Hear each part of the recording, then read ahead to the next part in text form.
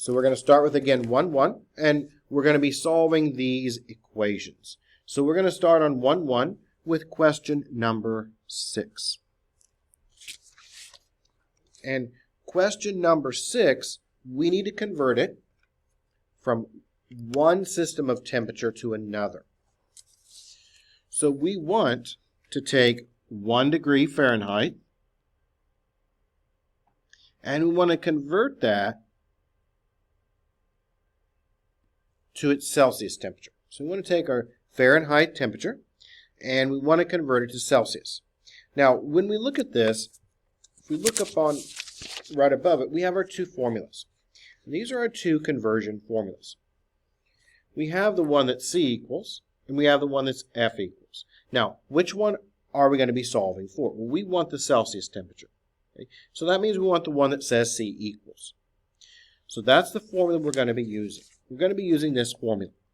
C equals 5/9 times F minus 32. And we're just going to plug our number in, right? So we got our two formulas, one for Celsius to get it, one for Fahrenheit to get it. We want our Celsius temperature because we have our Fahrenheit temperature. So we'll plug it in. Fahrenheit temperature is 1. And that gives you then 5/9 times a minus 31.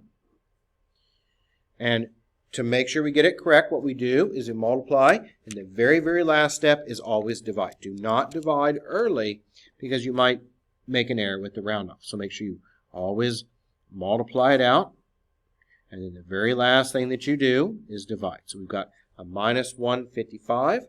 We're going to divide that by 9. We want this to be rounded to the nearest tenth of a degree. Okay, so we've got our 155. We're going to divide that by 9, and we're going to round out the nearest tenth of a degree. It's negative, of course, because the numerator is negative.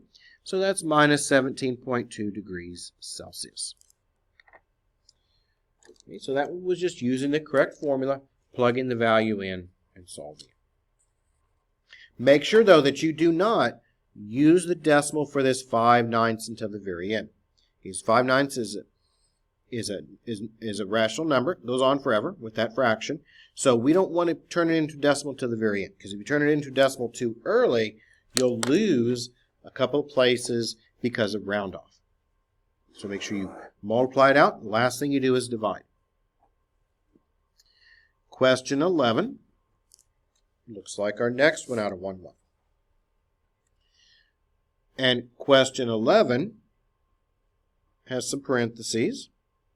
And we've got some extra parentheses that we really don't need. And we want to see if this is an identity, a conditional equation, or a contradiction.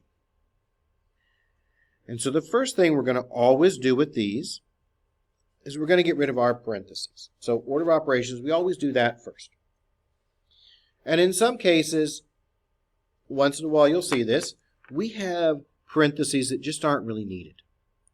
Like this plus or minus here, that's really not needed because that's simply minus 10x, right? So don't let that fool you there because those signs are back to back. So that makes that a minus 10x. Now for the other one, we're going to distribute the 7 through. And we're also going to be, watch your signs here, whenever it's a negative, I do like to circle it. That way we don't lose track of things. So circle that negative 3 and distribute it through. So we remember that it's negative. So we distribute through. We get a positive 7x. And then we got a minus, 56. 7 times 8, yep, it's 56. So minus 56. And that's going to then equal on the other side. We've got a minus 3x, a minus 18, and a plus 10. We're going to go ahead and combine everything together on the left-hand side and the right-hand side, and then we'll see what we're left with. So combining, looks like we have a minus 3x and a minus 56 on the left-hand side. On the right-hand side, we have a minus 3x, and it looks like we've got a negative 8. Now, what type of equation is this going to be? Well, when we look at it, It's not going to be conditional. Why not? Because if we add that x over, that 3x over, what's going to happen to it? Yep, it's going to cancel out, and then we're left with a minus 56 equals a minus 8. Now, when the variables disappear, it is either an identity or it is a contradiction. And in this case, this is false because minus 56 does not equal a minus 8, so that's false. And remember, we think about contradictory testimony in a court of law. That's giving a false statement, so this would be a contradiction. And your solution set is the empty or the null set. Some textbooks call it the empty set. Some textbooks call it the null set.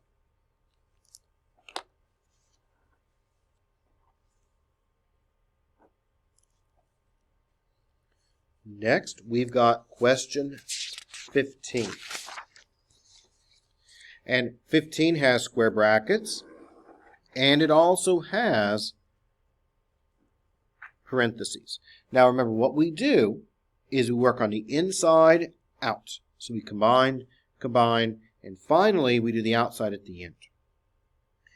So we've got a minus 7 times a minus 2x minus 5 plus 3 times x plus 1. And then that's going to equal a 3x minus 6. So what do we need to do? Well, we need to look at this in terms of the parentheses first. And those parentheses, that set of parentheses is inside. So we're going to distribute the 3 through. And you can skip steps too if you want to do things mentally. I don't, because I want our notes to be really straightforward and easy to understand if you look back at these later. So I don't skip a lot of steps. We're going to go ahead and distribute that 3 through. So we're going to be left with a minus 2x plus 5. And then we've got a 3x and a plus 3. Minus 7 just comes down. Now the right-hand side is already done. So we just copy it down one more time. Nothing to do there. Let me make sure. It should be a minus 5. Yep, I copied it down. Thank you. Okay, so we got to that point. Now, what do we need to do? Okay, we need to go ahead and combine. So we'll work inside those square brackets. So we're going to combine.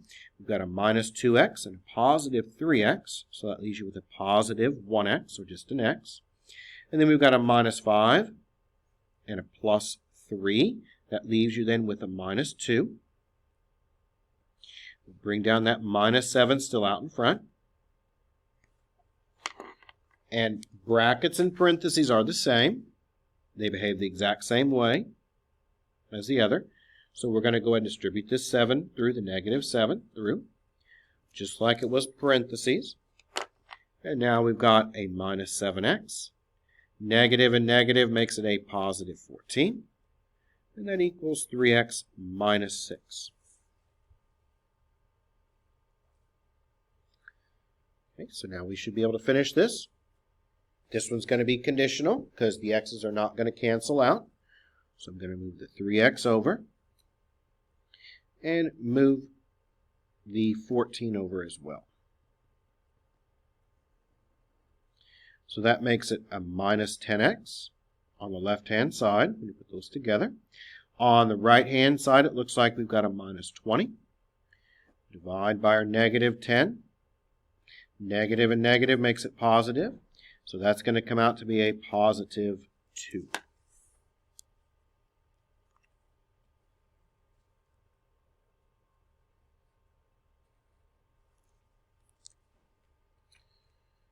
Is everyone all right with that so far?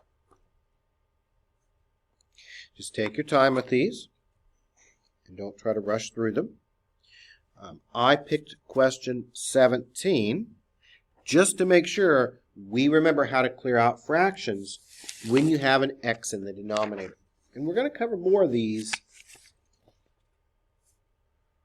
later in the chapter. But this one's a very simple one, and we need to make sure we know how to clear these fractions.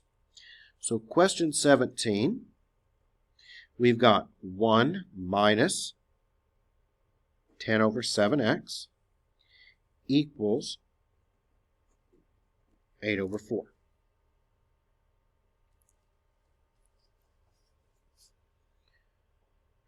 Now, there are two different ways of looking at this. One way would be we can just go ahead and multiply everything by 28, because 28 is 4 times 7, and we can use a 28x, that would get rid of everything. But we could actually make it a little bit easier if we just look at these fractions from the beginning. Either way, though, you could multiply everything by 28x to clear out those fractions, or you can see that the 8 divided by 4, well, 8 divided by 4, that comes out to be a 2. And then we can move that 1 over to join the 2. And then we've got a minus 10 over 7x equals 1. Okay, is everyone with me so far there? Now, you could have just cleared the fractions by multiplying it by 28. But if we move that 1 over, okay, now we've got something that we can work with. And we can use the cross multiplication technique, because we can write that 1 as a 1 over 1 and simply cross multiply. Cross multiplying, that gives you a minus 10 equals, then, it looks like when we distribute through, 7 times 1, that makes it a 7, and bring your x along with it. We'll go ahead and divide by our 7. And then that gives you now x equals a negative 10 over 7.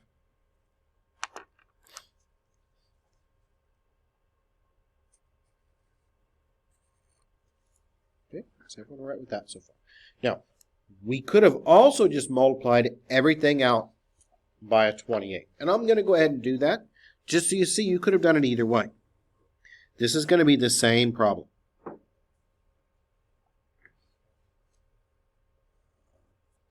So let's say I did not reduce down that 8/4. Let's say I left it just like it is. Okay, let's say I didn't want to clear the didn't want to make that 8/4 2 and bring things around. Let's say I just want to clear the fractions. Well, if I wanted to just clear the fractions, I could multiply everything by a what? Well, the least common denominator of 7 and 4 is 28, right? And so I can multiply everything by a 28x. Now, why would we need an x? Because we have an x down below, right? Okay, we're going to end up with the same answer. I'm just showing you two different ways of looking at the same question.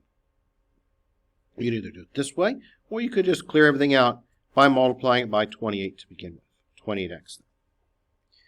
And if I distribute through, that's going to leave me then with a 28x minus, okay, 28 divided by 7. 28 divided by 7 is a 4. 4, and the x's will cancel out. 4 times a negative 10. Well, that's a minus 40. On the other side, we have 28 divided by 4. Okay, 28 divided by 4 is 7. 7 times the 8 makes it a 56. Was there anything to cancel out with the x's? No. So that actually leaves you then 56x, doesn't it? Okay, because the x's couldn't cancel here. They canceled here, but not there. Now we can just move things around. So you're going to add your 40. Oh, wait, what am I thinking here? Sorry about that. Let me rewrite things correctly. Okay, I'm just going to move that 28x over. That way it'll be easier. That way I keep it the way I want it. What was it thinking there for a moment? Okay, so now we've got a minus 40 on the left-hand side. And the right-hand side, we've got 56 minus 28. That leaves you then with a 28x. We'll divide by our 28. And when we reduce this down, what happens? Well, 40 and 28, all right, 40 and 28, they can be reduced down because they both have a 4 in common, and that's going to reduce down to the same minus 10 sevenths. So see, these are exactly the same. When you do the negative 28 on each side, does it matter if we do like what you were going to do, the negative 56? Now, okay, yeah, you could have, but I mean, I just looked here, and what I was looking at, as I made a mistake, I looked at it wrong. I was just going to leave this 40 here because there's no x attached with it, and so I said, I'm just going to move this 28x to the other side. That way the x's can go together, because there's nothing really to go with the 40. I just wasn't looking at it right, and for some reason my mind said that was 40x, so I just moved that 28 over, and then you could rewrite this, if you wanted to, if it would be helpful, as this. Right, because it's the same thing. You can write your x's on the left if you would like to. So either way, you're going to get the same result. This way is quite a bit easier. So if you were able to recognize that 8 over 4 is just 2, that's going to be a much, much simpler way of solving it than this way. So always kind of try to take the easiest approach. Look for things like, can this fraction break down? Because if it breaks down at the beginning, it's going to make it a lot easier.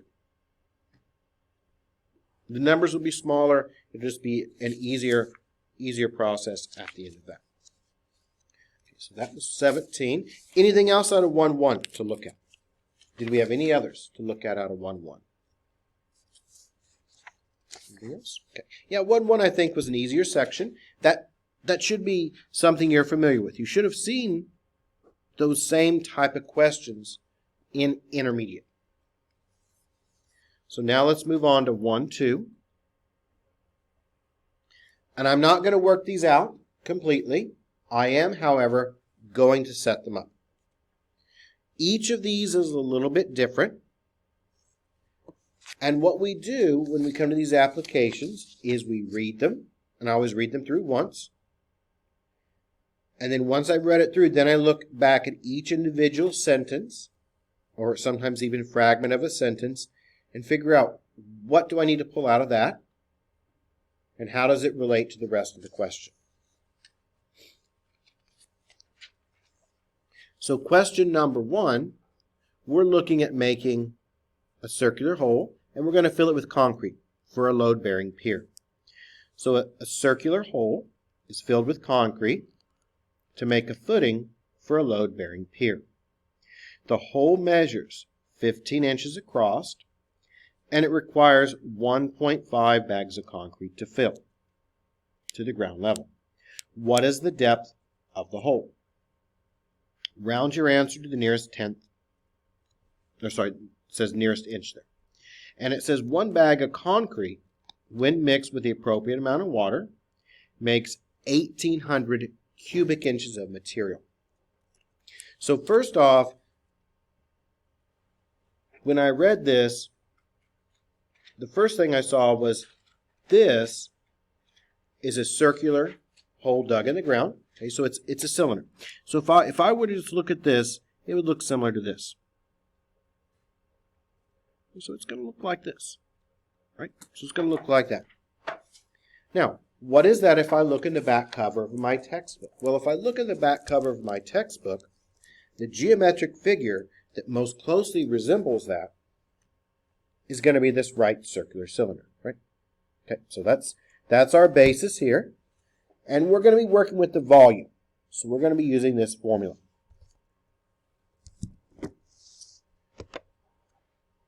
Now, when they talk about this, they say it's 15 inches across.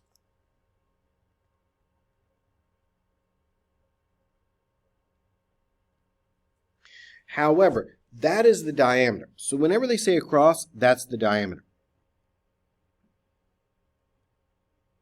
We want the radius.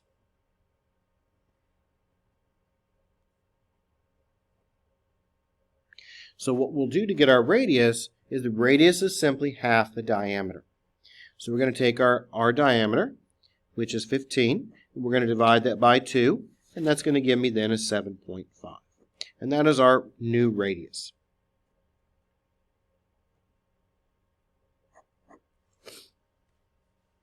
So everyone all right with that so far? A lot of times when we work with circles, we don't work with the diameter, we work with the radius. And the radius is just the length from the center of the circle to the outer edge. Many times they give you a diameter, so to go back and forth, to go from the diameter to the radius, we divide by 2. Okay, to go from the radius to the diameter, we multiply by 2. So we wanted the radius, so we divided it by 2. When we continue on to read, it says that we used 1.5 bags of concrete.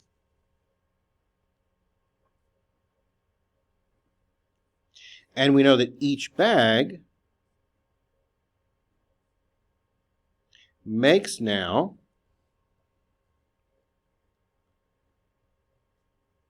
1,800 cubic inches of fill material. Now, we have 1.5 bags. So to figure out how much we actually have, we're going to take that 1.5 and we're going to multiply that now by my 1,800. And that's going to give me the total amount of material that I have to work with in terms of the volume. So that comes out to then be 2,700 cubic inches total. So is everyone okay with what we're doing there? So we first figured out that this was what's called a right circular cylinder. Looks like a tin can. We had to get our diameter and turn that into the radius, because we always work with the radius.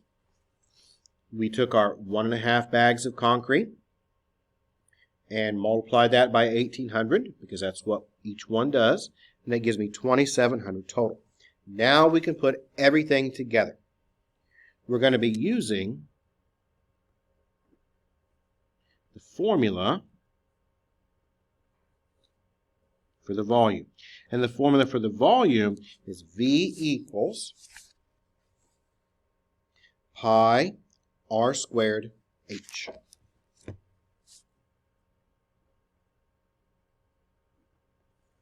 And we know many of the pieces already. There's only one component that we don't know. We know the volume is 2,700. We calculated that out. That was using the 2 bags of concrete. We know our radius is 7.5. And we know our height is unknown, because that's what we need to find. And you should be able to finish it from here. So there's not much left to do. What do? Plug the numbers in the formula, right? Work it out. And then it says round to the nearest inch at the very end. So use your pi button on your calculator for pi. Put in the 7.5, square it. Set it equal to that 2,700, divide, and get your answer. And that's going to give you the height of this hole that you dug in the ground.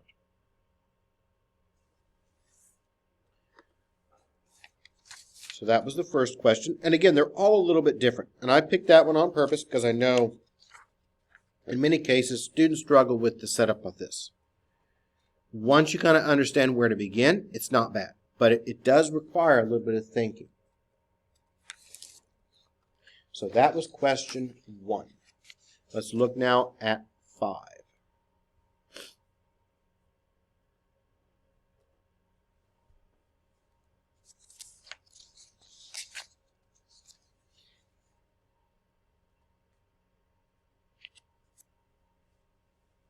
In many cases, students look at a problem like this one, and they try to make it more difficult than what it actually needs to be.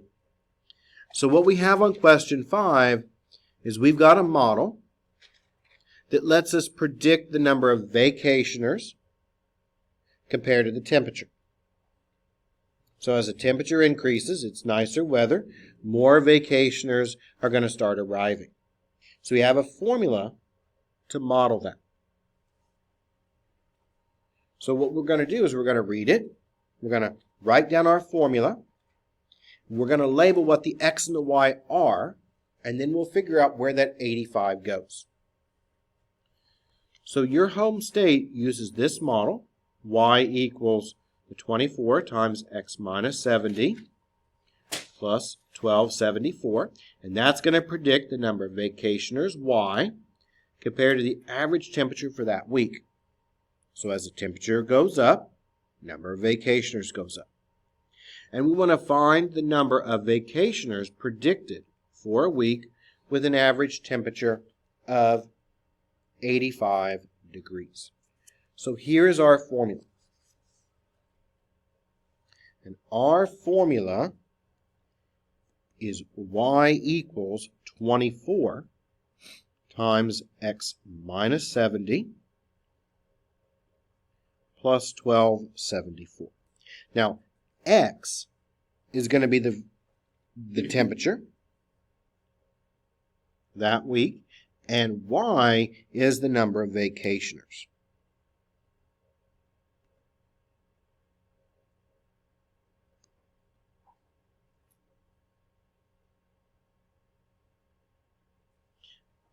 Now, what is that 85? Okay, that 85 is a temperature.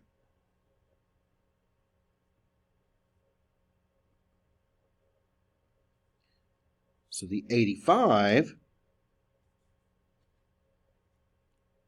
is the x value. So we're going to be working with x equals 85, right? Because 85 is a temperature. And we want to find the vacationers. So all we have to do to work this one out, and it's very simple, you don't really have to do much algebra at all, is plug in that 85. So we would just simply rewrite it with the 85 in there for x.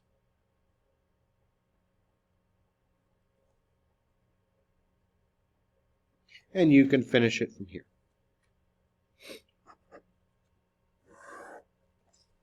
And that question was more of making sure you understand what to do. And don't try to make it more complicated than what it really is. All we want to do is find the number of vacationers. Vacationers is y, and we've got the temperature, which was 85, so all we really need to do is plug that 85 into our formula and work it out. That's going to give us our temperature, and that's it. Sometimes the easiest questions are the hardest because students try to make them more difficult than what they actually are. When you see this question and see how easy it is, it's easy to think there's got to be more to do. And in this case, there's really not.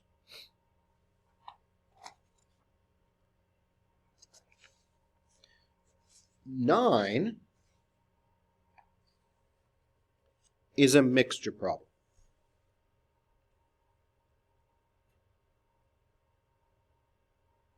And I know you've seen the same mixture problem with different numbers in intermediate algebra, but it's a good review of how to set these up.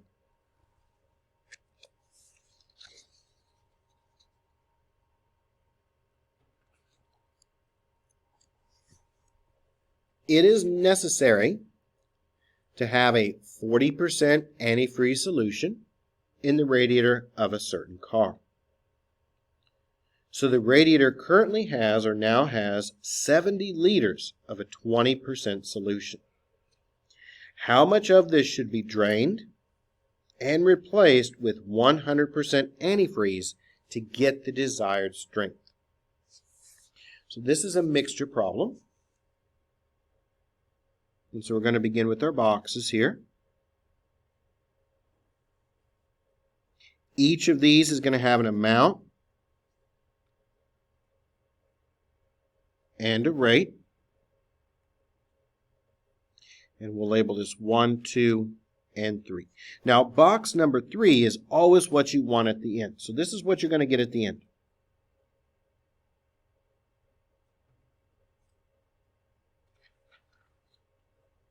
So box 3 is always the end result.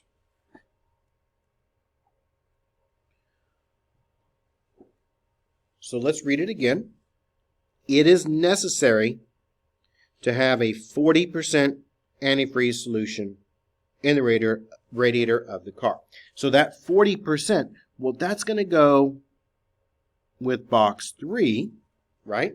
Because that's what we want to end up with. So that's how we know that it's not in 1 or 2, it goes to 3, because that is the end result. When we are done with the car better have antifreeze that's rated for the winter at 40%. So the car came in, and it's full. It doesn't tell us that, but it is actually full. So the car came in with 70 liters of a 20% solution. So that's what the car has right now. So maybe they've been adding water to the antifreeze over the winter, to the radiator, and they've diluted it down a little bit. So as of right now, it's got 70 liters of a 20% solution. Now at the end, if this is full right here at 70, I can't just add more antifreeze to it. So at the end, because of it overflow, at the end I also have to have 70. So I start with 70, because that radiator's been full. They've been adding water over the last months or whatever, but they've been adding water. Now, we can't just add more to this, because if we just added straight antifreeze to this, it would just overflow. Right? It's full, so we're going to have to take some of this out. So we're going to have to take out some of the antifreeze, and we're going to have to add in some pure.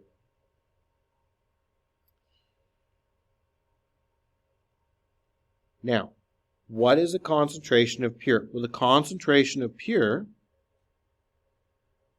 is 100%. Pure alcohol, pure water, pure insecticide, that's always 100%. Now, do we know right now how much antifreeze I have to add in? No, because that's our unknown part. So that's going to be the X here. Now, we have to remember that we can't just add it in,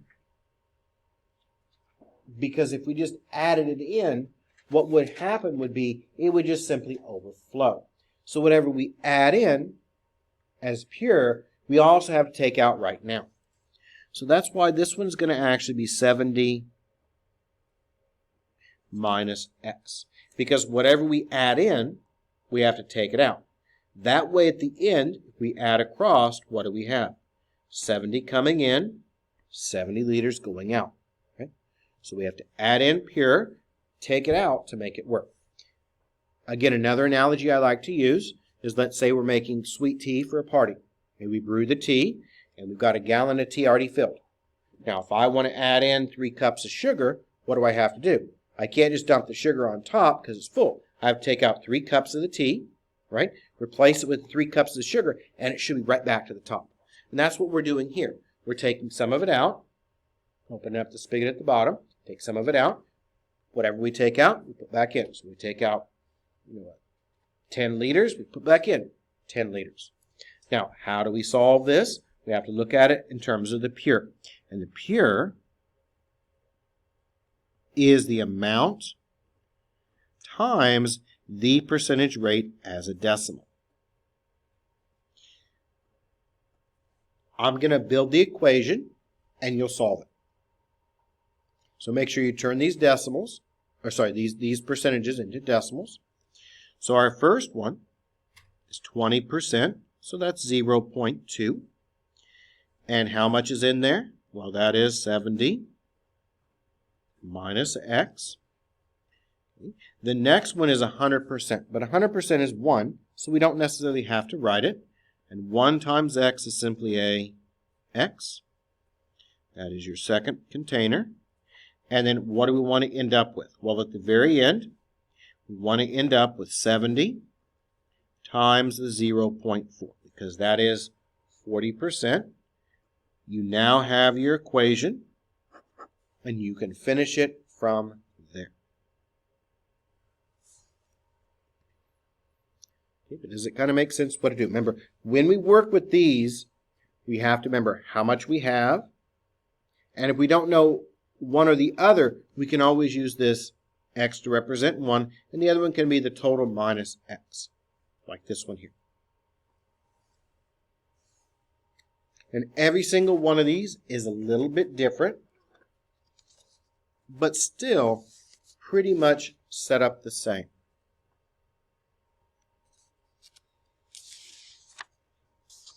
Question 13 is driving on a trip. Now, when we drive on this trip, we're going to have part of the trip that we're going to be able to go on the highway at normal speeds. And then part of it, we're going to be slowed down dramatically due to a car accident. So we're going to read through question 13, and then we're going to set it up. So Tom traveled 240 miles east of St. Louis. And for most of this trip, he averaged 60 miles an hour. But one period of time, he was slowed to 20 due to a major accident. If the total time was 6 hours, how many miles did he drive at that reduced rate of speed?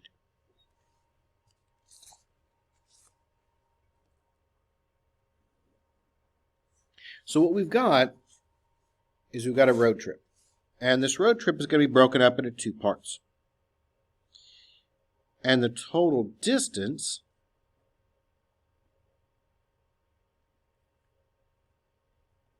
is going to be that 240. So the total distance right now is 240. And part of the distance he's traveling at 60. And this will be the first part. And then he hits an accident. And that accident then slows him down to 20.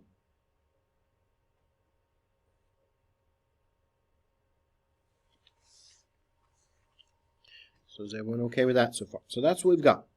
Traveling 240 miles, 60 miles an hour for part of the trip, 20 miles an hour for the other part.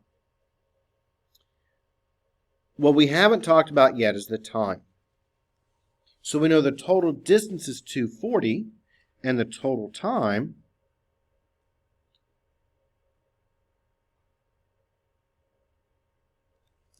is 6. And how is that going to work out in our question? Well, we know these times are going to be different. And let's start off with the 60 mile an hour component. When we travel for 60 miles an hour, do we know how long we're actually traveling for? No, we don't know. We don't know if it's 4 hours, whether it's 2 hours, we don't know. So when we look at the time for the 60 mile an hour part, that's going to be unknown. That's going to be x. Now, when we're slowed down for the 20 miles an hour, we don't know what it is either. But we can't just use the x again. So we're going to have to use 6 minus x, because that is your total time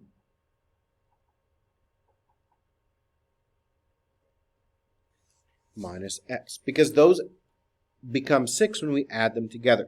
Because if I add up my times here, what happens? Okay, this one is x, this one is 6 minus x, and when I put them together, because these times will add, that gives you a total time of 6. See, the x's cancel, and that's what we want. So this one is x, and this one's going to be the total minus x, which in this case is 6.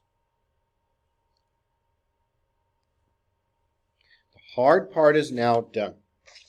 We're going to build the equation, and that's going to be based off of the distance. And distance equals the rate times the time. And these, by the way, are going to add together. Right? You're going to have them add together because it's one trip. So the first one is simply going to be 60x. Those go together. The second one is 20 times 6 minus x. And can anyone tell me what's going to go here? This is going to be my total distance. Just to make sure we're on the same page. What goes right here? Can anyone tell me?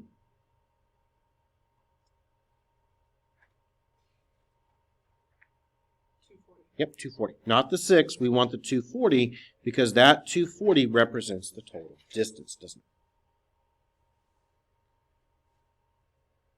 So now I'm going to leave this for you to finish. But also note that x is not the answer.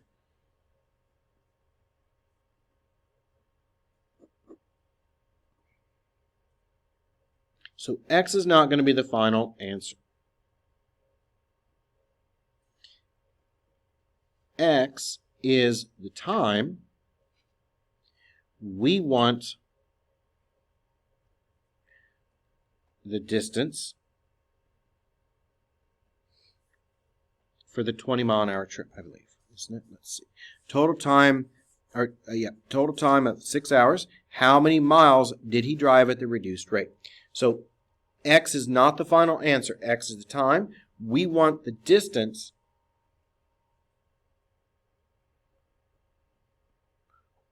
for the 20-mile-an-hour component or part. So use d equals 20 miles an hour times the x. And that x is going to be found, so you'll find the x.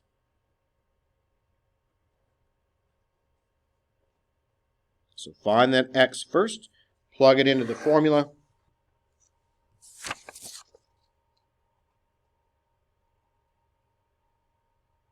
Wait, sorry, that's not, it's not going to be, that would give you the other one. We want the 20, sorry about that, times 6 minus x, because that's going to give you the time at the reduced rate of speed, because this is 6 minus x, that's reduced time. Reduced speed is 20. Find that x, plug it in, and that's going to give you the number of miles that you traveled at 20 miles an hour. If you just use the x, that would give you the distance for the other one, for the 60, because the other one was 60x. This one's 20, because we want the reduced rate of speed. So solve this out, find your x, plug it back into here. That would then give you the distance, and that is what the question wants. So it is a little bit more than just solving out the formula. I think we have one more to look at, which is question 15. And then we'll take a short break. We'll come back and we'll introduce a brand new concept to everyone, and that's complex numbers, which is actually easier. It's one of the easiest sections.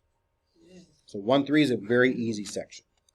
Much simpler than 1-2. I think 1-2 is one of the more difficult ones because of all the setup and determining where the different components go.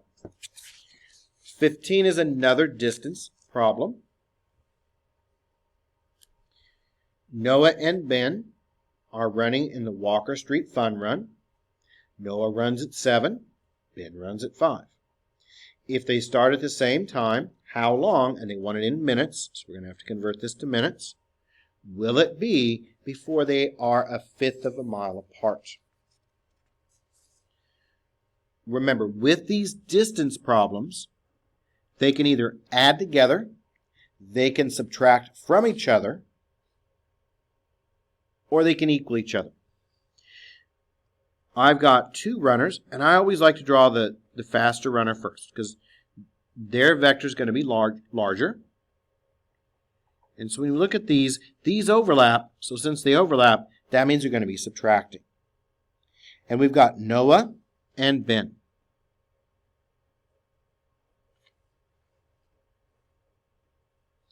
And Noah's rate of speed is going to be 7. And Ben's rate of speed is 5. And again, make sure you draw the larger one, the faster person first, and make their vector larger. Now, what do we know about the times? We don't know anything. So the times then are going to be unknown, but we know they start at the same time, so my time is x. And we also know that the total distance apart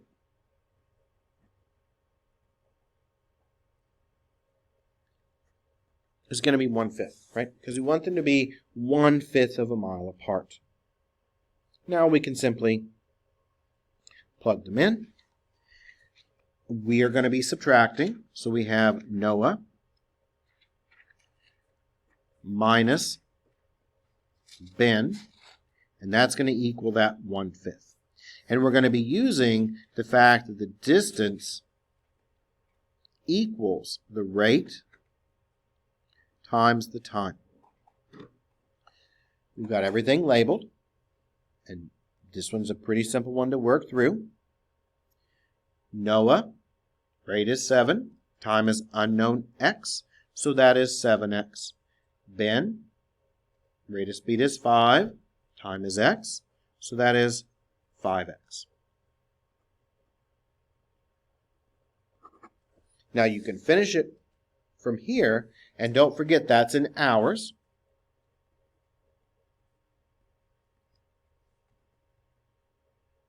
We want minutes.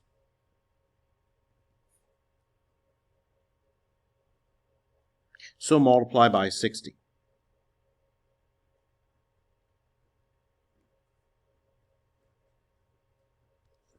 Okay, so you'll get your answer. That's going to be in terms of hours.